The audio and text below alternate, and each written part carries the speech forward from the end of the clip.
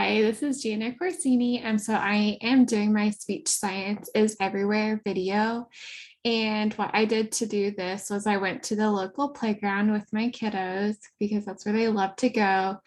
And that's where we spend a lot of our time. So I figured I could find some pretty natural examples there. So nothing too crazy or illegal.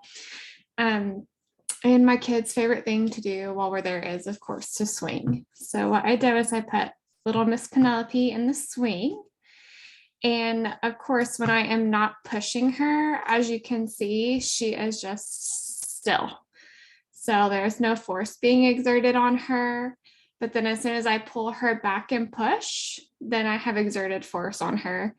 So this can be seen as the law of inertia. So an object in motion will remain in motion and an object at rest will remain at rest unless acted on by an outside force. So when Penelope was just sitting in the swing with no extra help, she wasn't moving and she was at her resting position. As soon as I pulled back on the swing and then pushed and provided that external force on her, then she started to move. So we'll watch it again. So I've put her into motion. Then you can see with any sort of swing that she's going back and forth in this movement right here. And if I don't push her, then eventually she will slow down and get back to her resting position. If I continue to push her, then she will continue to move back and forth. So I was able to equate this to the simple harmonic motion that we learned very early on at the beginning of the semester. As Penelope is moving through the air, she's pushing air particles to and away from each other. So when she goes up from her resting position up, she's going to an area of highly condensed air particles, and that is called condensation. So there's a bunch of air particles and they're all smushed together, really close together. There's not a lot of space in between them. That is condensation. And then as she swings back through the resting position and up to the back, those air particles are pushed apart. And so there's a lot more space between them. And so they're not as close together. And that would be called rarefaction. So just like with sound and a sound wave and how those air particles are moving through as this wave propagates through the air, Penelope is also doing that as well. So we'll play it again.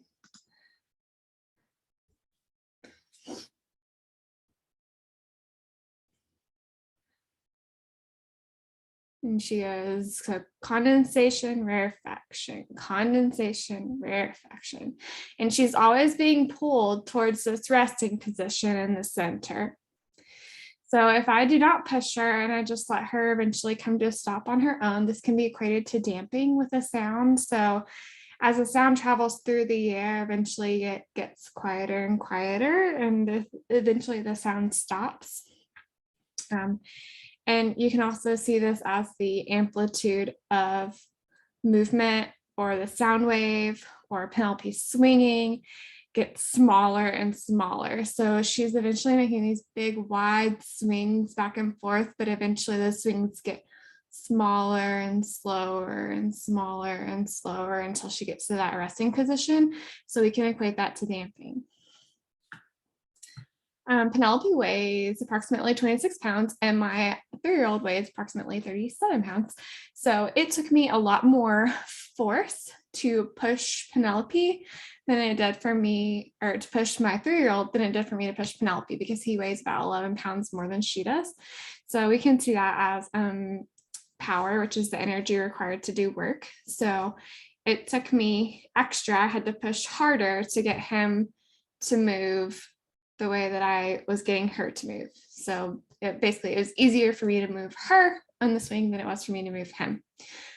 You can see this kind of the same way as, so higher frequencies move faster through the air and their amplitudes are different. And so like Andy is taller and he is heavier, Penelope is smaller and shorter. So it required more effort for me to move him than it did for her. So also at this playground, there is a little tube that you can talk through. And with this tube, I kind of was able to equate this to our vocal tract in a way. The difference is that this tube is a half-wave resonator because technically there are two ends. It just goes kind of like underground under the playground. So I tried to look at it, and instead of with two openings, I tried to look at it as like an extension of my vocal tract. So I was able to speak through one end of this tube and it came out the other end. And so whoever is standing on the other side could hear me. So I was able to talk to my daughter and she was also able to talk back to me. This tube amplified my voice and made it louder so that she could hear me, where she normally probably would not have been able to hear me at that same distance that we were. So this is also just a nice little example of speech science as well. And those are my examples of speech science. It's everywhere. It's pretty incredible that we can apply these methods of speech science, not just to our voices and to sound, but also just to objects in general in our communities and our environments that we interact with and come into contact with every day, and that we don't really think about until we break it down and are looking for it. So I hope that you liked it. Thank you.